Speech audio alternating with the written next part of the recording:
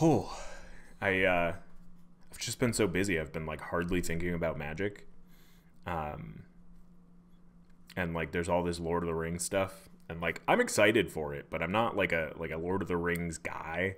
Like I watched the movies in theaters, but I was like too young to like really get like a special interest in it, and like I don't know, like I'm excited for the set, but it also just feels like the pinnacle of where they're going to go for like Universes Beyond. Like I don't think that they can top it is the thing. Right. When it comes to Lord of the Rings, Mm-hmm. um, yes, seen the movies, but maybe twice total, in bits and pieces here and there, and read the books. And this is where I suspect that I'm somewhat unique.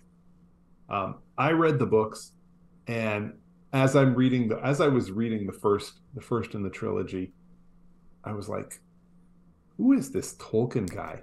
What a ripoff! He totally ripped off the Sword of Shannara." Oh, I thought you were going to say you were waiting for the second book to come out. No, not that old. Jeez. Oh, unbelievable. Sorry. But yeah, no, like I'm excited for the set. I just like I'm excited for the set. I'm excited for the people who are like more excited about it than me. Yeah. And I'm excited for both the draft format, and I'm excited for the cards that it's like putting into the world. Because I think it's yeah. Go ahead. I was just going definitely excited about the draft format. Definitely excited about seeing what is going, what cards are going to come through standard. Scared to death of the commander decks. Yeah. Because we already know that every time they get into a popular Universes Beyond set, they jack the power up. Yeah. Because they want it to be really good, and they want people to buy a ton of it. They know people are already going to buy it. They want them to be buying something amazing. We saw this with Warhammer 40K. There is no way this set, these commander decks are not going to be jacked through the roof. If you're one of these people who buys some of the commander sets, if you're looking for one of the really good ones for the year, these are going to be the ones. I haven't seen a single card previewed yet specifically for those commander decks. There is no way they're not going to be super powered. Yeah. I think before we get too deep into this. Yeah. I talk about the topic? I am excited for the draft format, and that's kind of what like brought me to today's topic. Yes. So let's get into the show.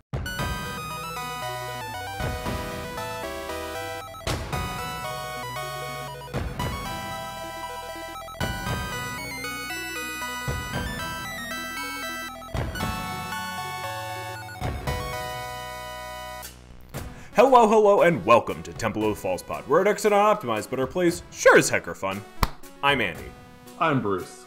And as you've heard, we're talking today about draft and sealed and limited formats galore. We'll bring up cubes, because cubes are important for both, or for all formats, honestly. Cubes don't get enough love. We're looking out for you. It's coming. We'll get there. This is a part of the show where I remind you that we're not technically a Commander podcast. We just talk about it a lot. We talked about multiplayer. I think the last time we had an episode dedicated to limited formats was February of last year. So it's been just over a year. Figure we'll talk our annual talk about limited formats. So, you obviously, just by sheer how numbers work, have more experience with Zandy's polite way of saying you are so old, really it's the second old. Time already, and You've we're been only around 5 minutes into the show. It's amazing. Yes, turns out I was a fully grown human when Magic came out. I was a baby. Uh, I I can have not tell. grown any taller since Magic was released. I also have not grown taller. I'm still a foot long child. I don't even know what like size is a normal child. But most of my height comes from my head. Uh, we I've been mulling this over, and I've been thinking about this a lot, just in terms of how Commander is such a like the like center of what I see on Twitter, because I Right. follow a lot of Commander people, but I also try to follow like other people like outside of that bubble. Yeah. And it's so interesting how, especially the Twitter discourse, kind of always comes back to Commander. So I kind of wanted to take a step out of that, to try to see how the game forms around all these other formats, because there are so many ways to play Magic. And I mean, one of my favorites is just sealed, like just take 6 packs of something and make a deck out of it. Right. And I've always been intrigued. I've always wanted to participate in a like a boxing league, like a full-fledged boxing league. Like we've done like a variant that we Yeah, made and up, we but, only like, we didn't get very far into it, which is what I suspected was going to happen anyway. But yeah. So I mean, like, good thing we didn't invest in a box each. But I mean, like, so for those who don't know, what we're talking about, limited generally is the umbrella term for anything where you're coming to the table with no cards, right? Like you're given packs either like at the table, yeah, like you're given packs at the table, whether it's 3 or 6. 3 is generally your normal amount for a draft format. You open a pack, pick a card or two, pass it to the left, and then keep going until there are no cards left in that pack. Next pack, you do it the opposite way. And generally, you're going to do this with like an 8-person table. And then there's sealed, which is a limited format where you get 6 packs and you make a deck out of it. Generally speaking, these limited formats are 20 life, 40 card decks. There are obviously some exceptions. We've talked about Commander Legends so much in this show. yeah. But that's kind of the nice like middle part of the Venn diagram of Commander and Yeah, and you've described the most common forms of limited. Now, yeah. I mean, as we've sort of touched on, this can go like all over the place. I mean, between like Pack Wars technically is limited. Now, Pack Wars is rip open a single pack of cards face down, add in 3 of each type of basic, shuffle it up, and play that game. How much fun that is completely reliant on how much chaos you like and how lucky your pull is. But it can range anywhere from a single pack of cards, and then you've got Jumpstart, which is a style of limited, because you're not building a deck, you're literally just taking 2 packs and jamming them together, and then you've got options where the number of packs gets bigger and bigger and bigger, up until what, like you said, with the boxing leagues, where essentially you're cracking open an entire box of cards to help build your deck. So yeah, and like that one, I guess, is probably, maybe that's almost constructed. It's limited because you don't have like an open card pool, right? Like it's essentially like a sealed like pre-release deck, or like a sealed deck, but it's just a bigger, like you just essentially have like 6 pre-release packs you're shoving together. And the appeal from these is, it varies. I guess I'll touch on Cube before we go any further. Cube is a curated limited experience. Yeah. Kind of depends on who the cube curator is. But I mean, I think maybe I'm, a bit privileged, but I've had plenty of different cube experiences because of people like Magrini. And it's always interesting to see the types of things that are cube adjacent, or like cube spin-offs, that he comes up with. Yeah. But it's essentially a curated experience, generally speaking, singleton. But I know that some people, make their cubes not singleton, or Right. There are like cubes. It tries to simulate the experience of like sealed packs, but it's all just you have a list of cards that you shuffle up and. Right. Essentially, the owner of the cube sort of creates their own Set. Set. Yeah. Usually using cards that already exist. Some people get way into the cube and they start creating some of their own cards. Good for them, but that's not something that I've had a chance to play with. But you create your own set, like you said. Usually this set of cards is singletons. They shuffle everything up, set them up in packs, and then you tend to draft them normally. I know some groups will do sealed deck. Some choose other ways to do it. But generally speaking, with a cube, it's usually a draft. It's usually a draft format of some kind. So. Yeah. And I mean, with any kind of format, it's got its pros and cons. So I kind of wanted to take today to I guess look at just generally limited experience, with like a nod to Commander, like looking at it through a lens of Commander, because probably most of our audience is at least familiar with Commander, if they're not, like it's their like main.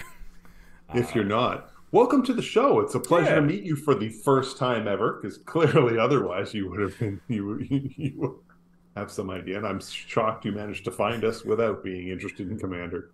Good for you. Yeah. So I figured I'd start with my first con, honestly. Sure. I think we'll start with a few cons. Later on, we'll talk about the pros, because I think the pros greatly outweigh the cons. Yeah. The first con is you have to have a very specific number of people, or at least a very specific range of people. Because generally speaking, you're going to want some multiple of 2. I mean, like, obviously, but like 4 and 8 are like the best to kind of work through this. And I think that Battle Bond specifically kind of showed that. And obviously Battle Bond only works as like 4 or 8, or 12, but that seems a little big. But 6 works sometimes, but if you have an odd number of people, it's going to be a little harder to draft. Right. Well, I mean, when it comes down to it, most of the limited formats are looking at a one-on-one game. Yeah. So as soon as you've got an odd number, it means that for every round that you're going to play, someone is just going to sit there and be watching, and that's no fun. So when you're drafting, you almost always want an even number, and ideally you're looking probably at 8, because if you're drafting any sort of Magic set booster, so if you're drafting actual product that Wizards is producing, for the most part, they have built that product with the understanding that people are going to draft it, and that they're going to draft it in groups of 8. So if you're drafting it in smaller groups, you're going to see fewer cards, or if you up the number of packs you're using, then you're going to see more cards, and essentially you're going to be able to do different things than what Wizards initially had planned for. And roughly speaking, ideally you kind of want to follow the plan, because in theory that should be the best option. So Yeah. And And I think, we had mentioned the numbers. I will say the one time when you're okay with odd numbers is when you're doing some sort of multiplayer conspiracy draft. mm, You can draft that in a group of five and play a single 5-player game. You can have seven and you can yeah. draft that and do a 4 and a 3. You can have nine and make that work however you want. So there are ways to do it, and it's not just conspiracy. Obviously, there are plenty of cubes where that's an option as well. But Yeah. generally speaking, the standard is you really want eight, or you really want an even number. So that, yeah, that can definitely be a downside. It makes it a little tougher to get drafts to fire. Yeah. And I think with that, I think that is going to be like the kind of commonality between a lot of these cons is that they're kind of, it's a gray area of cons because there are ways to work around it. Like you said, with conspiracy, you can have like a 4 and a 3 person player game or a 5 person game. Like there are ways around the odd number. Right.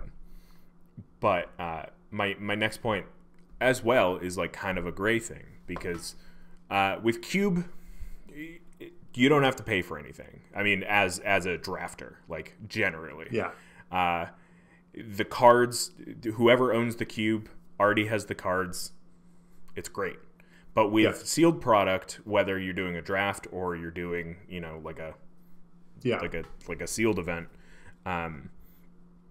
with those packs, there is some cost, whether it's one person bought the box and then they get the cards back, or if you're doing something in an LGS. Yeah, if everyone's buying in and they just keep what they drafted, then there's still money involved. And generally speaking, that's the price of 3 packs for a normal draft thing. So it's going to be somewhere around $15, which if you're drafting every once in a while, that's not a lot in comparison to the grander scheme of Magic. But sometimes especially if you're in a group that wants to draft more, that can be a little bit more of a detractor from wanting to do this. Well, most drafts involve cracking open packs. Yeah. Somebody has to pay for those packs. Right. So somebody somewhere along the way, no matter how you set this up, somebody has to pay for this. Yes, somebody needs to pay for your commander deck. However, with the commander deck, there's a constant replay ability, and you just don't really have that in a draft format where you're cracking the pack and then drafting it. Because once it's been drafted, sure, one person could, in theory, bring all this together, randomize it in such a way and create the packs and redo it. And I know people who have done this, but that's a lot of work, and it's not necessarily the best way to go. So I'm not going to pretend that Commander is cheaper than Limited. No. But I'm also not going to say that Limited is always cheaper than Commander. That's just not the case. Yeah. So, I think it's a bit of a I think it's a bit of a gray area because I think like with Commander, a lot of the cards you'll be like using in different decks, and you've got this money spent. With Limited, right. It's generally like it's a general idea that you're going to be using that deck for this night. Right. And then after that, either you keep the cards or it goes back to the owner. But like it is. For you, time spent using those cards with the amount of money that you spent generally like is a bit higher in Limited, but like with the idea that if you are buying in, you're also keeping those cards, you can then go on to use them for other formats. Right. And to be fair, this is all true if we're drafting in paper. Now, when you're drafting on Arena, the cost to get into the draft is what it is. but you can always take the cards that you've drafted and dump them back into the market. You can get rid of them. You can do that online. You cannot do that on Arena. But yeah. Well, so you can churn it. Yeah, so exactly. you're not paying full rate all the time. Yeah. So there are ways to limit the loss, and you can certainly do that in paper. But I think you take a bigger hit once you've cracked that pack. It's a lot harder to get the amounts that said, back, so. This con is much more of a murky idea of, I guess, a short-term investment rather than, that said, we're not MTG finance people, so don't yell at us for this opinion. Let's see. Another con, less games per deck. Like, the thing with Commander that I always enjoy is that, like, you're like always iterating on your deck.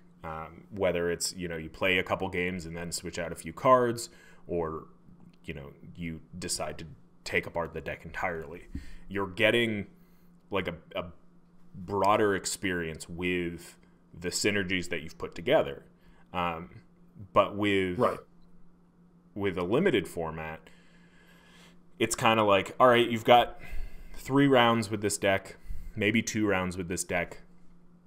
Hopefully you put it together well, otherwise out of here. Right.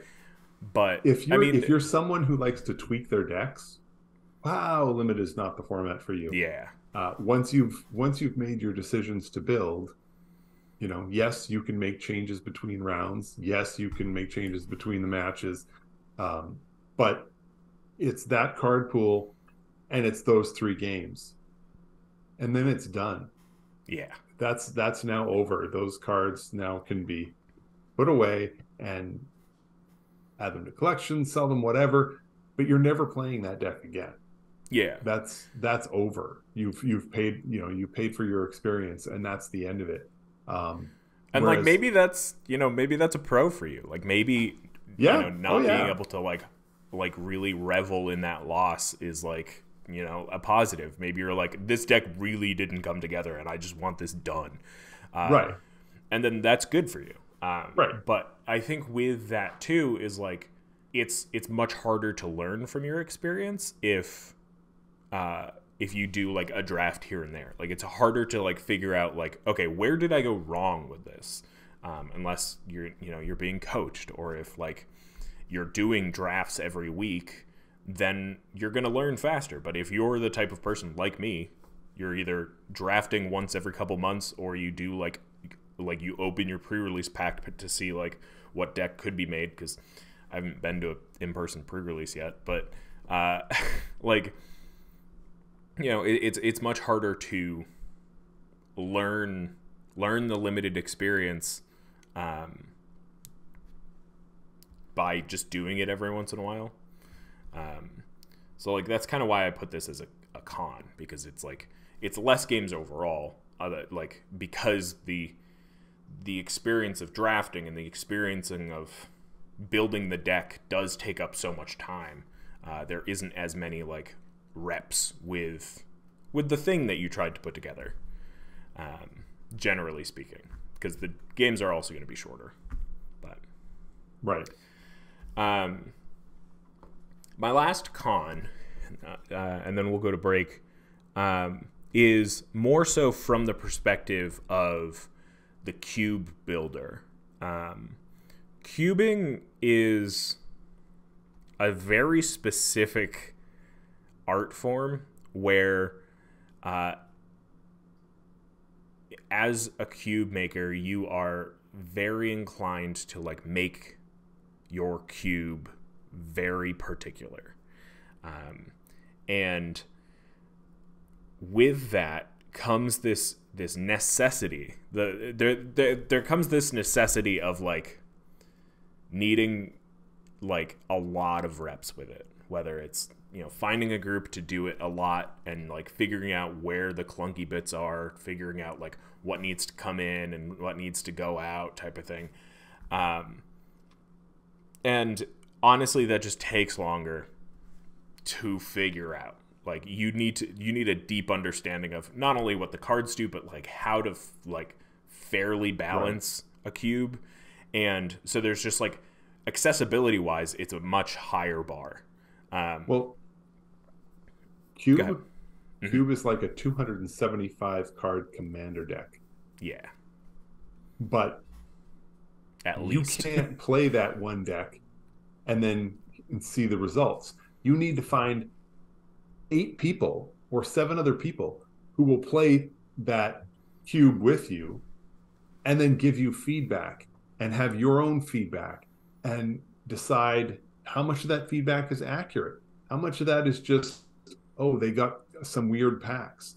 And then you have to try and make that, extrapolate that into something that makes for a better cube.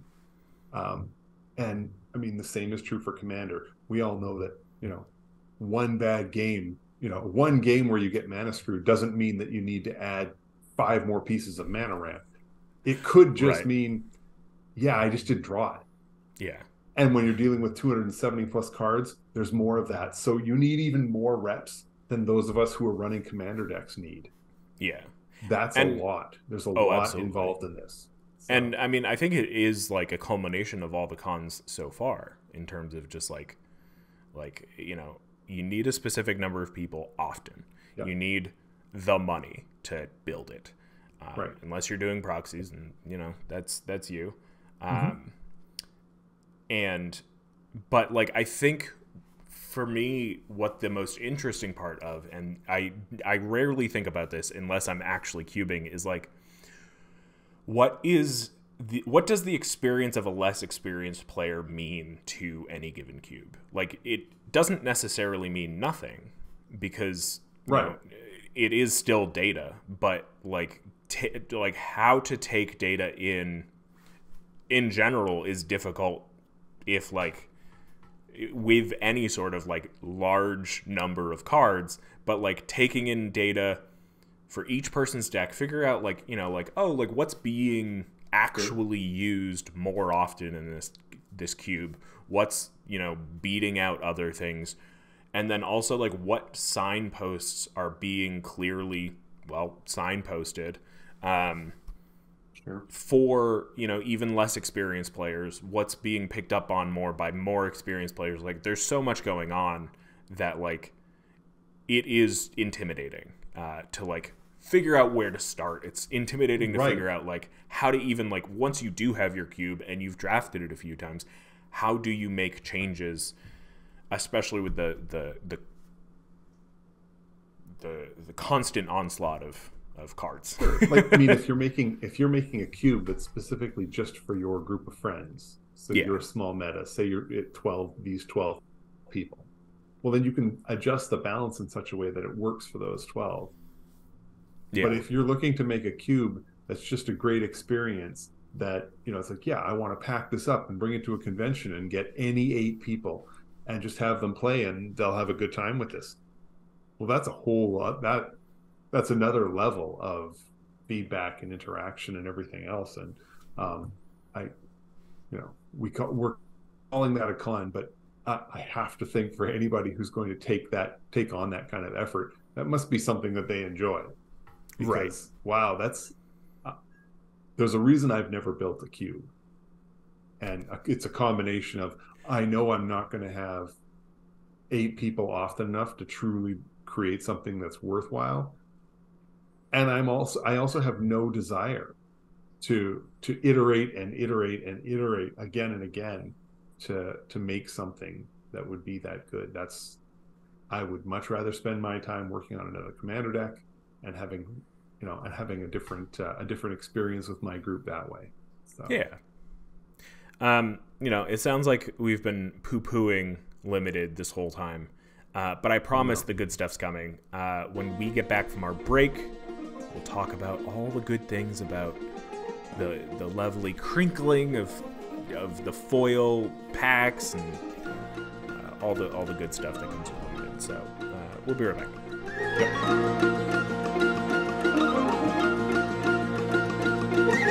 Hey, we're back talking about limited formats, talking about let's see, we got sealed, we got draft, we got cube, we got jump start, and we spent the past half hour talking about the cons, the sad parts, the boo, the boo. With the idea that you're like coming from like a commander perspective. And now I figure we'll talk about the good things, the things that make you want to play limited. Because I mean, I'm in a spot now where I'm just like, man, I'd love to play more limited. Like, I think it's just, we hear so much about Commander through Twitter and all these things, and it's just like, it doesn't seem like anybody's actually having a good time until you're actually playing the game. And I think that has a lot to say about social media, but like, it gives you an excuse to try something new, right? Right. Exactly. And I think my biggest joy of limited, whether it is like sealed product limited or cube limited, is this idea that like there's no arms race to it. You all start on the same level. Yes. You all have the access to, generally, without looking at any cards, the same pool. Because with Commander especially, like there are a lot of like inaccessible cards because of limited quantity or price. Right. But with any sort of limited format, like you're all starting on the same idea. The only differing factor here is skill. Like it immediately comes only about skill, and there's not this like looming, trying to just like build upon each other's power levels, trying to like get one up on them. Like you are working from the same thing. I mean, in theory, with a draft, almost everybody else at the table is seeing most of the same cards you are. Now, yes, of course, there's your for pack one, pick one, but most of the other cards that are going around the table that are going to make up most of your deck are cards that other people have looked at and said, nah, and shipped it off. And you've looked at it and said, oh yeah, and you put it off to the side because you think that that's gonna help you to the win, and that's big. I love that part. Yeah. I mean, that whole, like you were saying, just the limited card pool is an equalizer. We see it in Commander games where guys like me who've been playing for 20 years and have a collection accumulated over the last 20 plus years, playing against somebody who's brand new, who simply has a single precon and maybe a couple of packs. You just get blown out. The new person just gets blown out. Yeah. And it's not, I mean, yes, they're new and they're still learning the game, but it's less about them being a new player and way more about them not having the kind of depth to their card pool and to their collection to put together a Commander deck like someone who has who's been around for a longer time and has and does that. So and I think that like you can see this especially with like land bases, say a more consistent land base makes your deck inherently more powerful just because it is more consistent. Right. But with limited, you all have the same chance of having whatever given mana fixing, mana ramp, like all these things, you have an equal opportunity to get. Yeah. What I like too is that it also gives you incentive to use the opposite end of the spectrum. You've got the good cards over here, but the other end is the chaff. You get to use the like commons that nobody really would ever think of using because they have their specific purpose within a draft format, or you're just like, oh, like I'll try this out. Even players like me who really love the low-powered Commander games, where maybe you can get away with using some of the weaker cards. You don't always have to optimize. You're still never going to use a lot of the cards that you use in a draft. A draft uses vanilla creatures. A draft uses a removal at any cost. that's just not Commander. I mean, as a Commander player, I'm not going to use a piece of targeted removal that costs a fortune when I could use something else because I have access to all of Magic's cards. Yeah. That's the joy of the limited pool. You have to make do with what you have, and so does everybody else. Yeah, Yeah. I love that part. You get to play with so many more cards that way. Yeah. And I love that too, because it does create more of that moment that we're always talking about when we talk about, Temple's Treasures and stuff, of like people going, what does that do?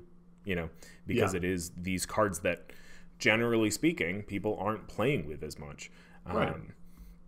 But also, like, it gives you a chance to maybe come up with newer ideas, like, because you're forced to use these cards. Maybe you do realize that it's not as bad as you had originally seen it to be. And I think that with that in mind too, limited formats give you an experience that, if you are doing things fairly, I'm going to use this term loosely, correctly, air quotes, correctly. If you're doing things correctly, you have the chance to like really read the pool, read like what's going on at the table, and like figure out the deck that is being presented to you card by card, and doing things that you might not generally be comfortable with normally in constructed formats, where like maybe you're playing more counter spells, maybe you're playing more like removal. I remember playing a weird, it must have been like I'm gonna, again, loose term, pre-release at your place, where you just had like a bunch of pre-release packs, and I played against, I think it was Tyler, and it was honestly one of the funniest experiences I've ever had, because he just played mono black removal. And so it's just, I put a thing down, he plays removal. I put a thing down, he plays removal. I put like 3 things down, he wipes the board. And it just, if that happened to you in a Commander game, you'd be going crazy. You'd be like, what is this person doing? But like in Limited, you get to try those things. You get to like, it's just a different experience at the table that it has its time and place, the benefit. So when what we refer to as a con, because you only get to play with the cards for a short period of time, here it's the benefit, because you're only using these cards for a short period of time. So it's not as though you're going to, you're going to put together a Commander deck on a single wild idea. So you're going to spend all that time and your resources to put together this deck that really is only going to work once. And some people will do that, but a lot of us are not willing to put in that kind of time for a deck that's only going to work once. So, whereas in a draft, you know what? Yeah, I'm going to try this deck that has no creatures. I'm gonna, base it off of sorceries and instants, throw a few enchantments in there, and see if I just can't win it that way. Yeah. And you know what? If it doesn't work, well, okay, you know what? 3 packs of cards and, a couple hours of my night. Moving on. I'll try the next thing. And it just opens it up a little. Yeah. And what I love about that too is kind of leading into my next point of just like, with that experience, it's giving you more practice making those decisions, you're making decks, whether or not you like it, you're making a deck. And it is both forcing you out of decision fatigue, but it's also giving you practice to not like have to like focus on like, all right, what am I cutting from this? Because you've had that experience. You understand how cards work better together. And like, as a person who does struggle a lot with like decision fatigue and like just indecision in general, of like figuring out like, all right, I've got 100 cards, let's say, and I'm trying to make a Commander deck. Now, I need to make 40 cuts to make it 60 so that I have 40 lands. that's hard, especially when you get closer to that number. It's harder to not just do, okay, I'll just do less lands, you know? Granted, with limited, you do have kind of a decision to do like a 41 card deck type of thing. Not supremely advised, but given the opportunity, especially if you end up doing limited a lot, like you do have that experience making decisions, you know, making the hard cuts if you need to, figuring out what lends itself to better the deck in general, rather than just be like, oh, I want to try this card. And, you know, sometimes you do have space for that, you know, kind of okay card that you do just want to try out. Right. And yeah, I think it just gives you good practice in general, obviously for deck building, but just decision time in general. Right. Yeah. I have a few here that are like minor. Well, one of these is a con. I don't know why I have it under pros. So we'll talk about it very quickly. It's harder to do remotely. If you're not... Oh, my God, yeah. Obviously, you've got Magic Online or Magic Arena to, like, do this as well. But generally speaking, if we're talking about paper Magic, there's not really a way to do it remotely. Yeah, so unless you're talking about limited being a sealed pool. Right. But as soon as you talk about a draft, I mean that you're stuck with Magic Online or Arena to help you along with that. That is passing cards, trying to use any sort of an online tool beyond those two is very difficult. But yeah, you can do sealed, and you know I've tried that a couple of times, and it's fine. Yeah. I mean, it just feels like constructed at that point. Yeah. Just your experience from the deck building perspective is different. And then you kind of get together with your friends and figure it out. Right. What I like about limited is the variety. Obviously there's a variety of formats, but also like it lends itself better to it lends itself better, obviously, to two-player formats, two-player games. It lends itself to four-player games fairly well, too. I mean, especially once Conspiracy came out, like the influx of commander-centered cards in draft formats shifted the idea that draft has to be a head-to-head thing. Yeah. And I think that... I think it's great that it because of that it's made it easier to do 2-player games, 3-player games, 4-player games, 5-player games. Yeah. Meanwhile, with Commander, while like you can still do that. Obviously, 2-player Commander is like a different format, but like while you can have 2-player Commander, you can have 3-player Commander, 4-player, 5-player. It does come with like a lot of baggage of just like your deck isn't built for that. Like your deck is generally built for a 4-player experience, and to not have that is just harder. But with draft, it's pretty easy to, especially if you're doing it casually. You know, I guess that's a thing that I didn't really mention up top, was that I'm gonna come from it with a casual eye. Obviously, people do this for money, for prizes, for competition. I have not and have no intention to currently. And cubes are generally fairly like a social format, kind of like Commander, where it is about the getting togetherness of it. And like while your decks can be like really high powered, it's like, you know, it's kind of like CEDH, where it's just kind of like there are levels of it where it is just about getting together and like playing just like stupid Magic. Stupid isn't good, not stupid isn't dumb. And I think my last point will be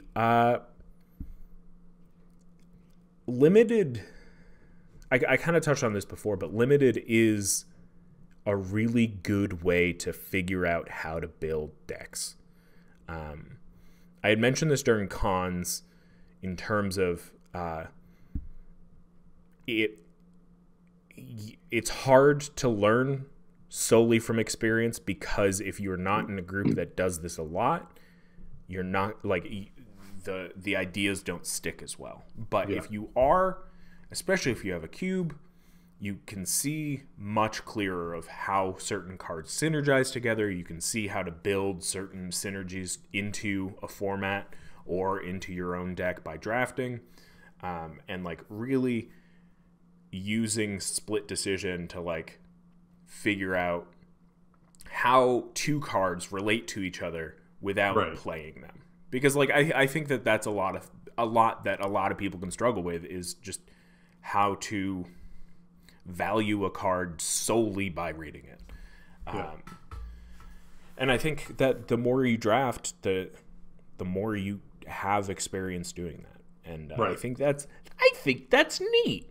Well, and I think with limited formats, especially draft, the cards tend to fall more neatly into the slot. Mm-hmm.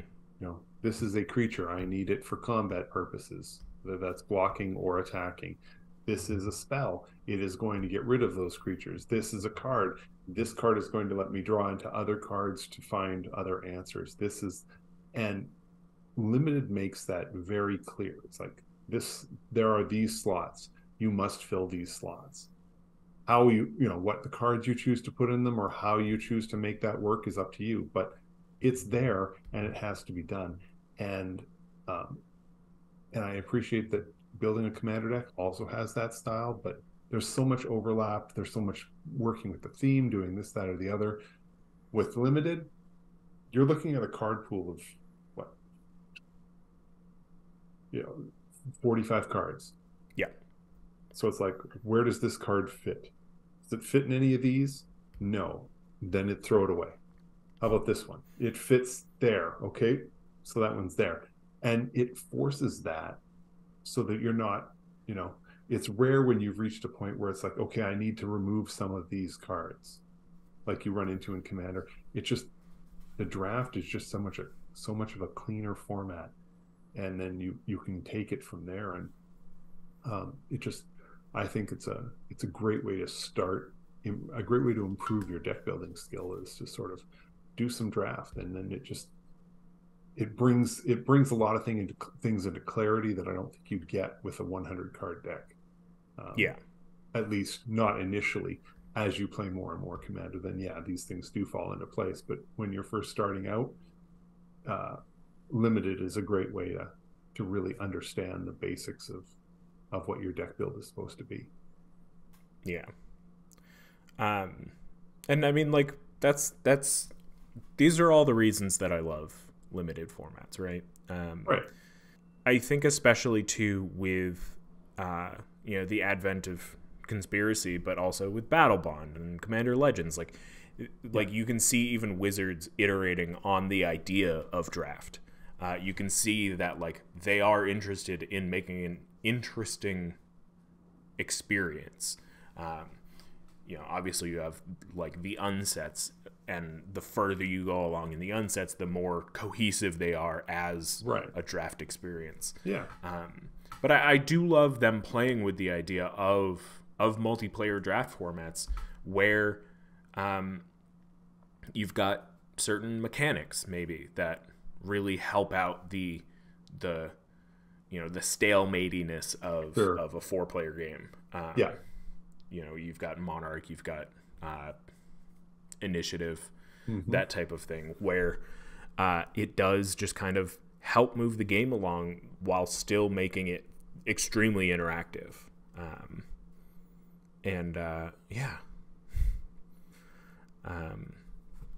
That's all I got for today.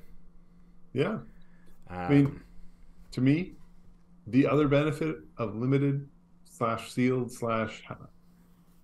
is just the variety. every once in a while, it's nice to put the commander decks aside and say, let's try this instead. And it just brings a whole new slant to things. You can, it's that palate cleanser that I'm looking for. So yeah, I think it so really really helps enjoy too. I think it really helps too, especially if if you've got a regular play group that yeah, maybe you're starting to get on each other's nerves of like, oh, you're always attacking me, or like, oh, like right. this person always has such busted decks type of thing. Like, try to reset reframe yourself. Take a deep breath and try a draft or something. Yeah. Figure it out and execute. Yes. But the other reason I wanted to talk about draft was because what is it, next week? Yeah, next Friday is the Lord of the Rings Tales of Middle Earth set release. Yes. And this is, if you are unaware, I don't know how you'd be unaware, but I'm no judgment if you are. This is a draft. It's designed to be drafted, and it goes straight to modern. So luckily, not screwing up standard at all, but it is going to be bringing a lot of cards into Commander. It's going to be bringing a lot of cards into Modern.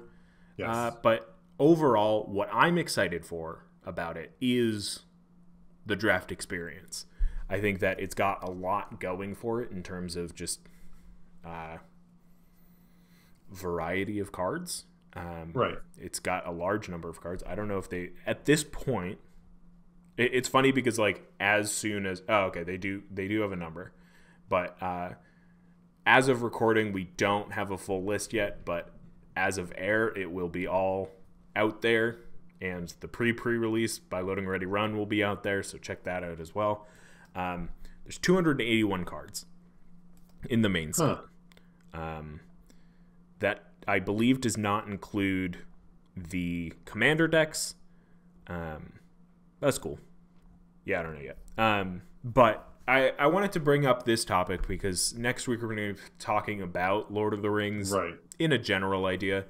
As we said earlier, neither of us are like huge Lord of the Rings nerds. But I have an affinity for the franchise, I guess. Yeah. Where like it is, the inspiration for a lot of that type of fantasy, and I think that it will be, unfortunately, the peak of universes beyond. But I think that it's going to bring a lot to. I think it's going to bring a lot to the game. So next week we're going to talk about that, both as. We're just going to talk about it. We're going to talk about it. We're going to each bring a few cards to the Ring table. set. I mean, if you were worried that, don't worry, it shall not pass without us talking about it. Yeah, and it's the summer, so we figured we'd just kind of kick back, talk about some cards that we think are neat, or we think are broken, or you'll see. Yeah. We'll each bring some cards to the table. We'll each talk about, oh man, if we were going to build a deck, this is what we'd do. All of that said, I'm excited for this set. I'm excited to draft it eventually. I still haven't drafted Infinity. I don't think you have either. Nope. We had BrewCon and everything. Yeah, there were other stuff that needed to be drafted. There was Battlebond Battlebond and Commander Legends Baldur's Gate. They needed to be drafted. They did. That was a lot of fun. I have no regrets. No regrets. If you have a special draft form that you are like, ooh, more people should know about this, let us know. If you have a favorite draft set, let us know. If you've never drafted in your life and you are interested in the world of Limited, let us know. Comment down below, email us, tweet at us, whatever you want to do. And we'll put you in touch with some good people. But that's all we got time for today. At Temple of the False Pod, where decks are not optimized, but our plays sure as heck are fun. I'm Andy. I'm Bruce. Yeah! May your fifth leg be the temple. Bye!